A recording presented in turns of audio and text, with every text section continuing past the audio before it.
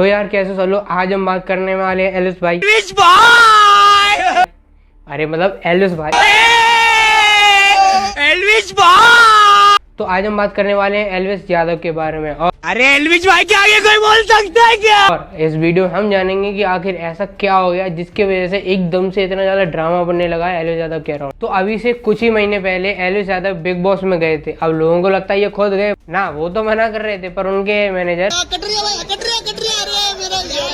लवकेश कटारिया ने कहा कि अपना तो नहीं है यार, एल्विश भाई को बिग बॉस में भेजते रहे, मौज बात काटते रहे। देखो लोग बिग बॉस में तब जाते हैं जब उनके करियर का डाउनफॉल चल रहा हो। इसका मतलब मुझे भी जाना चाहिए क्या? पर एलिस यादव तब गए जब उनका करियर ऑलरेडी पीक पे चल रहा था। उनके डेली व्लॉगिंग चैनल पे 1 मिलियन से ज्यादा व्यूज आ रहे थे, इंस्टा पे भी बहुत अच्छी रीच थी। इतना नहीं, उनके गाने भी ऑलरेडी पहले से भी आ रहे थे और कॉमेडी चैनल पर भी गाड़ियों और एक्टिंग का हैरेसमेंट चल रहा था। अब इसी की बात वो बिग बॉस में चले गए, जिसकी वजह से उनकी हाइप 10 गुना हो गई। जो व्यूज 1 या 2 मिलियन थे अब वो 10 मिलियन हो गए। स्पॉन्सरशिप, पैसा, फेम सब कुछ मिला उन्हें बिग बॉस के आने के बाद, और उसी के साथ मिला बहुत ज्यादा हेट। अब हेट क्या चीज? देखो बिग बॉस में से एल्विश यादव के बाहर आने के बाद काफी ज्यादा ऐसे मीम और काफी ज्यादा ऐसे वीडियो वायरल हुए जिसमें साफ साफ दिखाई दे रहा था कि लोग एल्विश यादव को ट्रोल करना चाह रहे हैं। अब इसके रिगार्डिंग एल्विश यादव ने कई बार ये कहा है कि नेगेटिव आज चल रही है किसी दूसरे बंदे की। अब ये चीज सच है गलत है कोई नहीं जानता, और मेरे ख्याल से ये चीज ऐसी नहीं है, क्योंकि जहां तक मैंने देखा है ये सारी चीजें फन वे में ही हो रही थी और टोटली अच्छे तरीके से क्रिटिसाइज किया जा रहा था। कोई पर्सनली जाके नहीं कर रहा था। अगर किसी को नेगेटिव पीआर करनी होती है तो सबसे पहला उनके पास हथियार होता है पर्सनल लाइफ में इंटरफेयर कर। पर यहाँ पे जितनी भी ज्यादा क्रिटिसिज्म हो रही थी उनकी एक्टिंग और पुराने कहे हुए स्टेटमेंट के ऊपर हो रही थी, जो कि मेरे ख्याल से सही थी और काफी ज्यादा फनी वे में थी। इसमें कोई ज्यादा दिक्कत नहीं है। पर उसके बाद धीरे धीरे करके और ज्यादा बातें बनने लगी। अब इसी में से एक चीज ये थी कि वो कट्टर हिंदू पहले कहते थे अपने आप को, अब वो हिंदू नहीं रहे हैं, ये नहीं रहे हैं, वो नहीं रहे हैं, और लोगों ने तो ऐसे सारे लोगों के साथ कोलैबोरेशन कर लिया है। और ऐसे कुछ ये चीज भी हुई थी, ये चीज कह सकते हैं क्रिटिसाइज करने वाली थी। अब इसके ऊपर उन लोगों ने फिर से कह दिया कि मैं अपनी गलती मानता हूँ, मैं अपोलॉजी मानता हूँ, सब ठीक है। पर जहाँ तक मुझे एक चीज जो गलत लगी वो ये नहीं थी, वो ये चीज थी, क्योंकि मेरे ख्याल से जो अपने आप को कट्टर हिंदू मानेगा, मतलब लेडीज की रिस्पेक्ट करेगा, मतलब ऐसे बिकिनी डांस वाले चीजों में तो नहीं घुसेगा। अब चलो इसको भी साइड कर देते हैं। ऐसी और सारी चीजें होने लगी, इनके पास फेम भी आया, स्पॉन्सरशिप भी आए, पैसे भी आए। देखो अभी तक जो चल रहा था वो था ट्रोलिंग और ऑनलाइन क्रिटिसिज्म, जिसको झेला जा सकता था, जिसके ऊपर बात करके इसको खत्म किया जा सकता था। पर फिलहाल जो कुछ भी हुआ है वो कंट्रोवर्सी से थोड़ी आगे वाली चीज है, क्योंकि इस पे डायरेक्ट एलिगेशन लगाए गए हैं एल्विश यादव के ऊपर, जो कि काफी ज्यादा बड़े हैं। पर वो है क्या, तो आइए जान ले। तो देखिए हाल ही में यूपी में रहने वाली बीजेपी सांसद मेनका गांधी ने कुछ लोगों पर एलिगेशन लगाए। देखिए ये एक एनजीओ से जुड़ी हुई है जो कि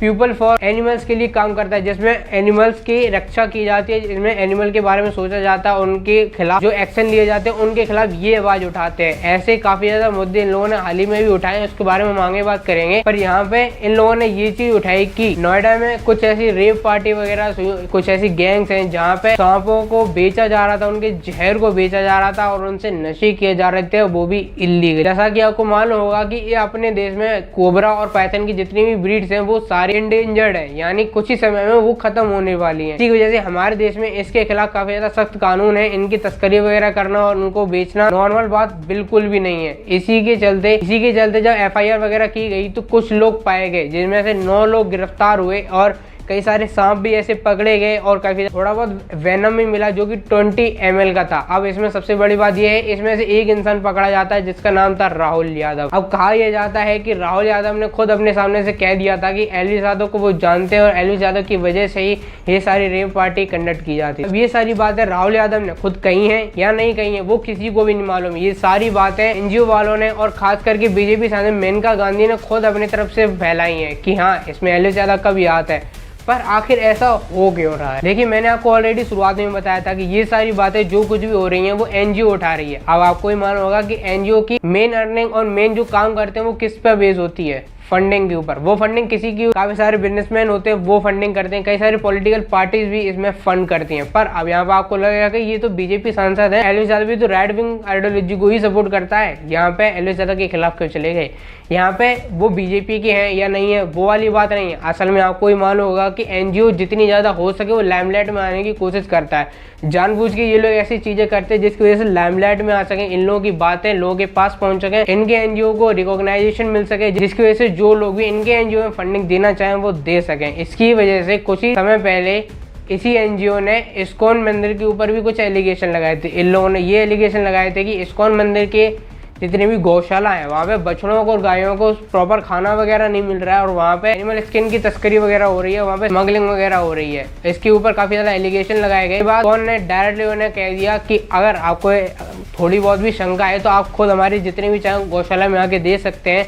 वहाँ पे आपको अगर थोड़ा बहुत भी कुछ एविडेंस ऐसे हमारे खिलाफ मिल जाते हैं तो हम आपके साथ चलने के लिए तैयार हैं। डायरेक्ट ने वीडियो के भी प्रूफ दे दिए जिसकी वजह से इनके मुंह बंद हो गए। पर इसमें भी इनका फायदा हो गया क्योंकि ये लाइमलाइट में आ गए। अब मैं ये नहीं कह रहा कि इन लोगों ने जितनी भी एलिगेशन लगाए हैं वो गलत है, क्योंकि ऑलरेडी जितने भी प्रूफ इन्हें चाहिए थे वो मिल चुके थे। जितने लोग इनको पकड़ने थे वो पकड़े जा चुके थे, सांप भी पकड़े जा चुके थे, एनिमल्स के जो वेनम वगैरह थे, जो स्नेक के वेनम थे वो भी पकड़े जा चुके थे। पर बात ये थी कि अभी तक ये बात है लाइमलाइट में नहीं आई थी। अब इनको चाहिए थी लाइमलाइट कि हाँ लोग रिकॉग्नाइजेशन तो करें। इसी की वजह से जानबूझ के इन लोगों ने एलिस यादव का नाम लिया, जिसकी क्योंकि इनको भी मालूम है कि इस टाइम पे एलिस यादव का नाम। अब आप लोगों को मुझे देखा और मेरी बातों को सुनकर ऐसा लग रहा होगा भाई ये तो इसका चूतिया कोई फैन होगा इसीलिए उल्टी सीधी बातें कर रहा है। ऐसा नहीं है। देखिए सबसे पहली बात आप लोग भी जानते हैं अगर किसी के खिलाफ ऐसे अगर एलिगेशन लगते हैं तो सबसे पहला वो काम करता है कि वो चुप हो जाता है और उसके बारे में बात करना बंद कर देता है जब वो गलत होता है। ऐसी बातें ऐसे एलिगेशन आपने बहुत बार देखे होंगे और जब सामने वाला चुप हो जाता है तो उसके खिलाफ एंड में एक्शन निकल ही आता है। पर यहाँ पे एलिस यादव चुप बिल्कुल भी नहीं रहे। उन्होंने सामने से वीडियो सबके सामने रिलीज की इंस्टाग्राम पे और अपने ब्लॉग वगैरह में बोला कि अगर मेरा इस चीज में अगर 1% भी या 0.1% भी इन्वॉल्वमेंट अगर पाया जाता है तो मैं अपने आप को पूरा जिम्मेदार मानूंगा इन सारी चीजों के। और मेरे ख्याल से मैं यहाँ तक मानता हूँ अगर गलत होते तो मेरे ख्याल से इस मुद्दे को साइडलाइन कर देते और इसके ऊपर बात करना भी पसंद नहीं करते। ये क्या कोई भी नहीं करता। पर स्टिल अगर आपको अभी भी भरोसा नहीं हो रहा है तो आइए प्रूफ पे बात ही कर लेते। मेनका गांधी की तरफ से ये कहा गया कि एलिस यादव रेप पार्टीज वगैरह करते हैं, उनको ऑर्गेनाइज वगैरह करते हैं, उनकी सप्लाई करते हैं और उनकी फोटो है वो इंस्टाग्राम और बाकी सोशल मीडिया नेटवर्क पर अपलोड करते हैं। अपने फिल्म में खींचता है, फोटो खींचता है और लगाता है यूट्यूब पर। उसमें वो सांप अक्सर पहनता है। तो फिर ये सारे के सारे सांप जिसमें से ये फोटो सबके सामने दिखाई गई।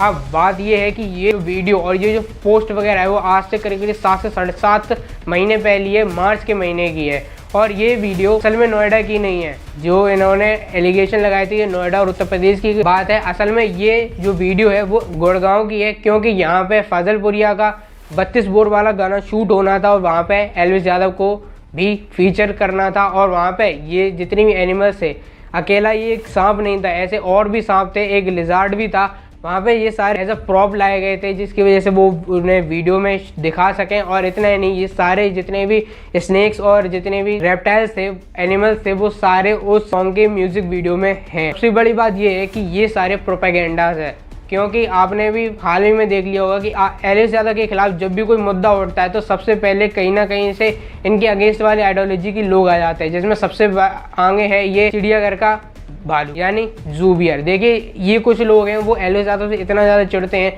वैसे तो अपने आप को फैक्ट चेकर बताते हैं, पर इन लोगों से या फिर इन जैसे आइडियोलॉजी वाले लोगों से इतना ज़्यादा चिढ़ते हैं जब भी इनके खिलाफ कुछ भी निकल आता है, कोई गलत बात भी निकल आती है तो उसको ऐसे प्रमोट करते हैं जैसे वो सच लगने लगती है। और ऐसे कैंपेन चलते हैं और ये मानो या ना मानो ये पेड कैंपेन है। और सिर्फ पेड कैंपेन नहीं, इन लोगों के मन में भी एक पर्सनल हेट बैठी हुई है एलिस यादव और इन जैसे कई सारे लोगों के लिए जो इन जैसे लोगों को सबके सामने एक्सपोज कर देते हैं। और इनके पास कोई भी ऐसा पॉइंट नहीं होता जहां एलिस यादव को सही चीज पे एक्सपोज कर सकें। फिर ये लोग अपने तरफ से प्रोपेगेंडा लेकर आते हैं जहां पे वो एलिस यादव को सिर्फ और सिर्फ डिफेम करते हैं और उनकी इमेज को दलील करते हैं सबके सामने।